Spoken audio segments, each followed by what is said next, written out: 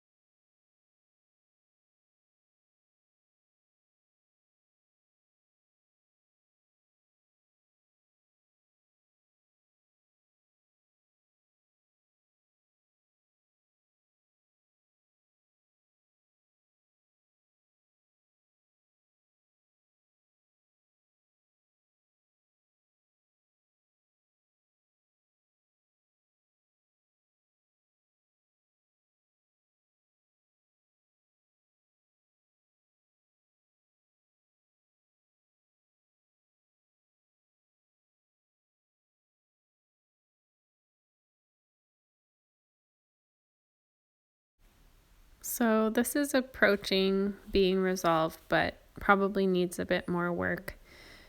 I could have started with the wet on dry, and that might have been a good strategy, because then I could paint a little bit and then move back to the wet on wet while the wet on dry is drying so that I can layer further over that. Because the whole idea with the wet on dry is that you're practicing not letting the watercolor bleed. And both strategies are great to have in your toolbox when you're painting watercolor. It's not that one is better than the other, it's just that I want you to begin to understand how the watercolor behaves and therefore to have control over it as you'd desire. I'm kind of keeping with this triangle motif here, and I'm using a wet brush.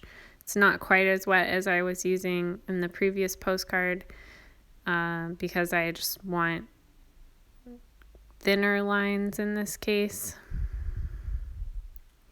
And I'm just improvising again, doodling, if you will.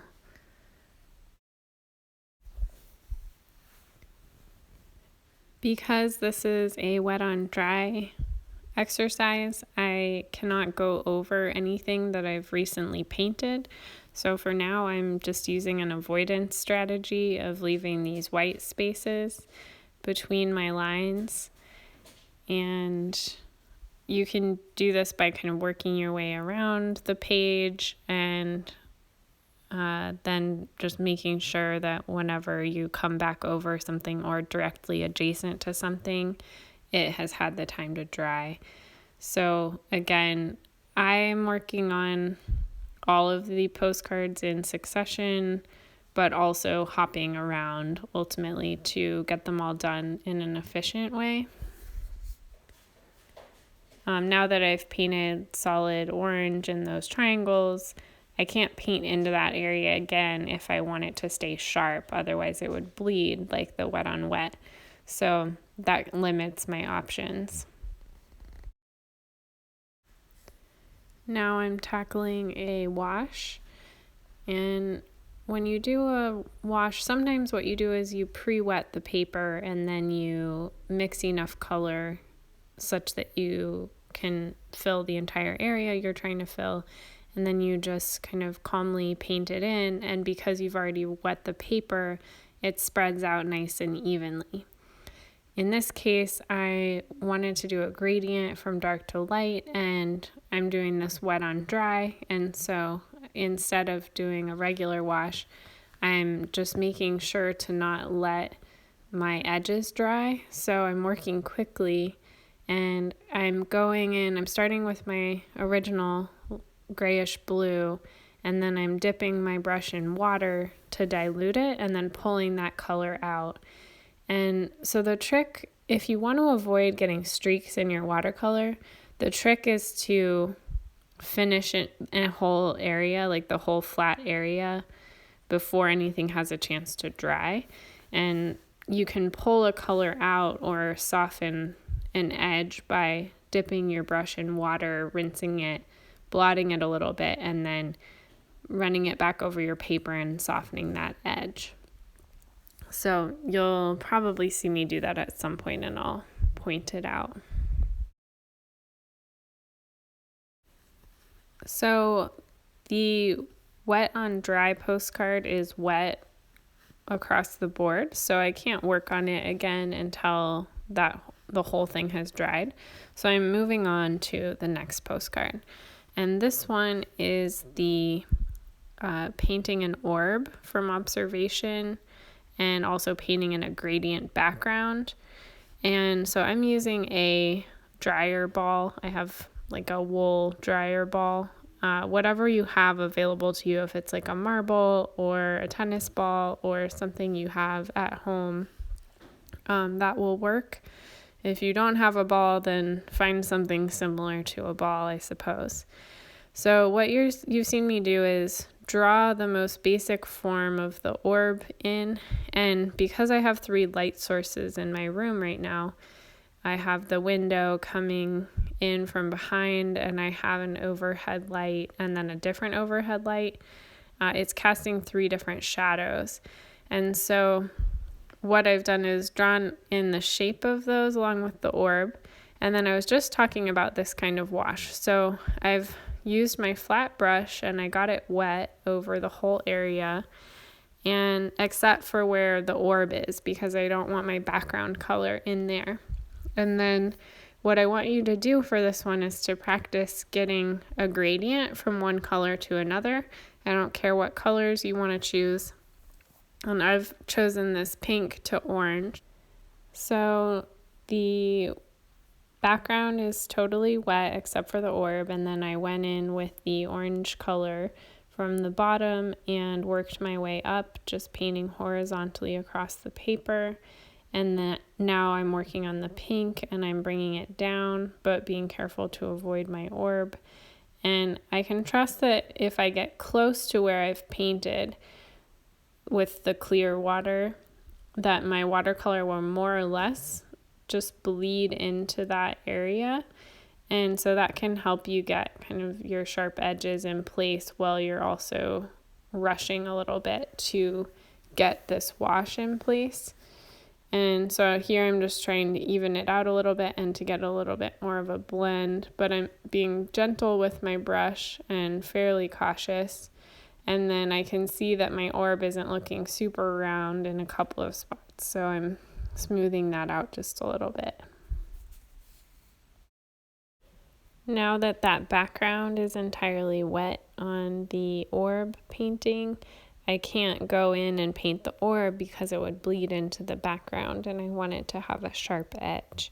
So I'm moving on to the next postcard, which is a painting from observation of something, some object that you enjoy looking at, that you have available to you.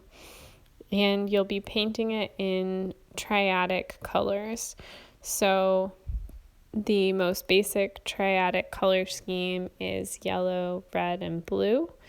I have decided to do a yellow, green, a blue, purple, and a red, orange. Again, a triadic color scheme is colors that are spaced apart in a triangular shape equally on the color wheel. So I put the object in front of me and it's lit, and I went and sketched it in really lightly using an H pencil. And I've decided, so I'm painting this bird vase that my mom made. She's a ceramicist. And I've decided to make the beak yellow, green, and to make the body of the bird a blue, purple, and then to make the background a red, orange. So that's my solution. You don't necessarily have to use that strategy for yours. You can just think about, what triadic color scheme you want to use and how you want to use those colors. You're still trying to represent the object in terms of value, and so keep that in mind. I apologize for the framing here. I forgot to zoom out the camera a little bit once I switched up, so that'll be rectified in the next video. But I'm initially laying in some of the value on this, and I'm also preserving the white space. So with watercolor, again, the white of your paper is your white, and it also creates your highlights. So if you go and cover it with watercolor, then it's hard to get that white of the paper back. And so what you're usually trying to do is to preserve that white space. So I'm paying attention to the texture on this bird, and I'm painting in the shadows right now of the kind of imprinted texture on the clay. So this is the first part of my postcard demonstration.